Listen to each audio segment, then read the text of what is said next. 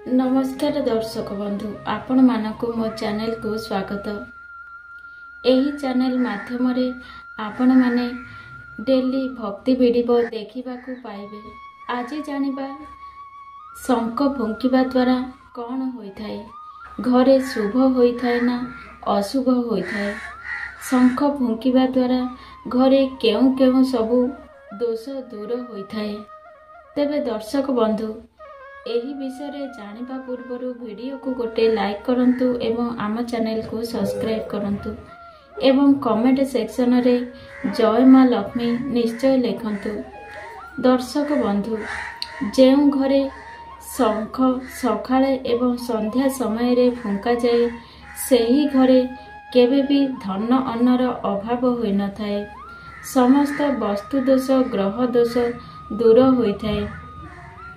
घरे केबे भी दुख दुर्दशार सामना करने को पड़ी न थाए।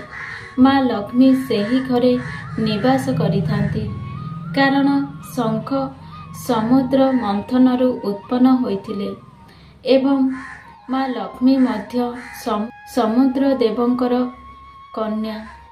तेणु शंख को माता लक्ष्मीकर प्रतीक भावरे मना जाइअछि। भगवान विष्णु निज हस्तरे शंख को धारण करथिले। तेणु ब्रह्म मुहूर्तरे जेउ घरे शंख फुंका जाए, सेही घरे थिबा नकारात्मक शक्ति नष्ट हो जाइथाए एवं सकारात्मक शक्तिर संचार होइथाए।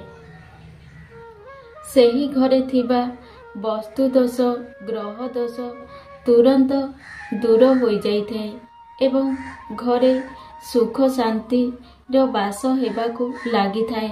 माँ लक्ष्मी सेही घरे निवास करिथांती। तेणु ठाकुर घरे शंख रहिबा जरूरी होइथाए। आहुरी मध्य शंख को पूजा करा जाइथाए, कारण शंख को पूजा करिबा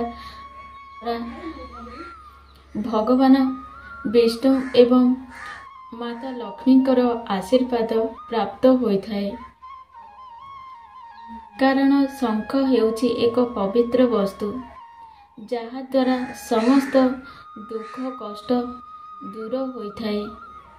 तेणु घरे सकाळ एवं संध्या समय रे शंख फुंकिबा बहुत जरूरी अटे एवं घरे केबे भी धन अन्नर अभाव होई न थाए। समस्त दुख कष्ट दूर होइथाए। दर्शक बंधु, जदि मो वीडियो आपण को पसंद आसे ताहले वीडियो को गोटे लाइक करंतु एवं आम चैनल को सब्सक्राइब करंतु एवं सांग मानकु अधिकरु अधिक शेयर करंतु। एही भली मोटिवेशन वीडियो देखिया पाए। जय जगन्नाथ।